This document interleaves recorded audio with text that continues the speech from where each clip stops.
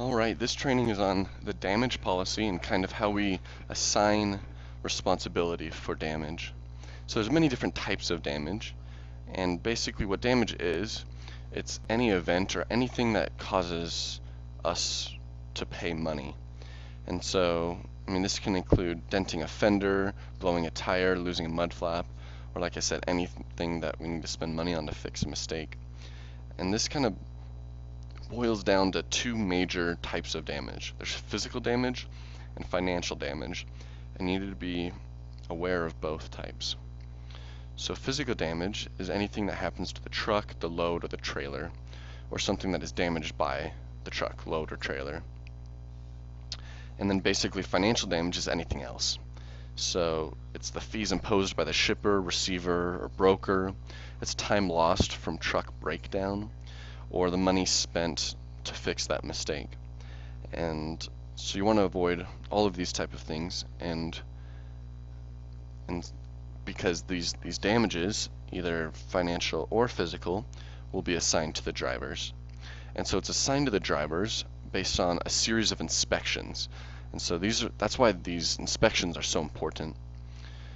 It's important to inspect all of your equipment before using your equipment.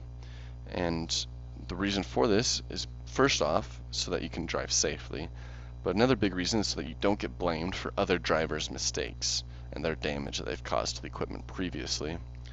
And so this assignment of damage is given to both drivers. It doesn't matter which driver caused the damage or who was driving the truck at the time, but it matters, the two people that are in the truck will both split the damage, and it's split according to the profit split percentages. So an example of this, if there's a senior trainer and a junior trainee, the senior trainer would take 67% of that damage, and then the junior driver would take 33%, just like they get from the truck profit. So we have a policy of treating it like a rental car. And so if you've ever rented a car, you'll understand this. That's very simple, that you fill up the tank when you get in the truck so that you don't have to pay for someone else's fuel. And then you fill up the tank when you get out, and so that you don't get charged anything extra by the leasing companies. You inspect the truck before you get in so you don't get blamed for some other previous damage.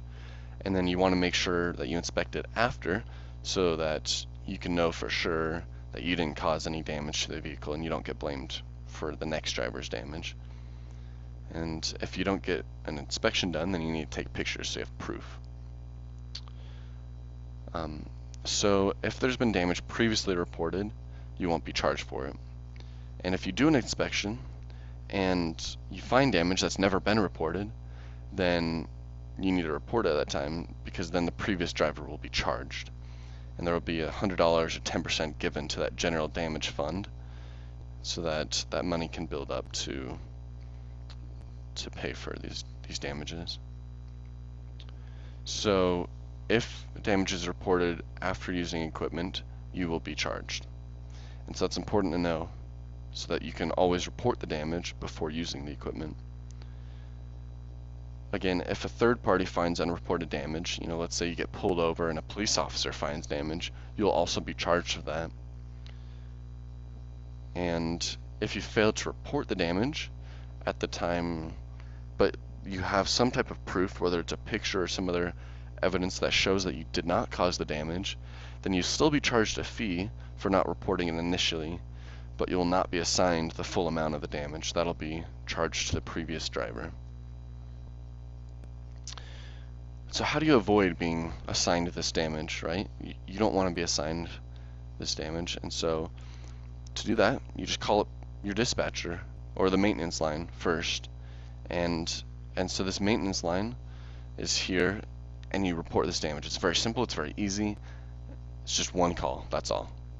You'll leave a message and you'll be safe. And so what do you do when you do cause damage? It's very important to know you need to call your dispatcher. That's always the number one thing to do. He's always the first person to talk to. And your dispatcher will help you know what to do. And the reason for this is his job is to help make the best decisions for you to keep you safe and to save you money. And so it's very important that you know to call your dispatcher. So this is our damage policy, and it's very simple. And as you follow it, you'll be able to stay consistently safe and avoid any damages that may be assigned to you otherwise.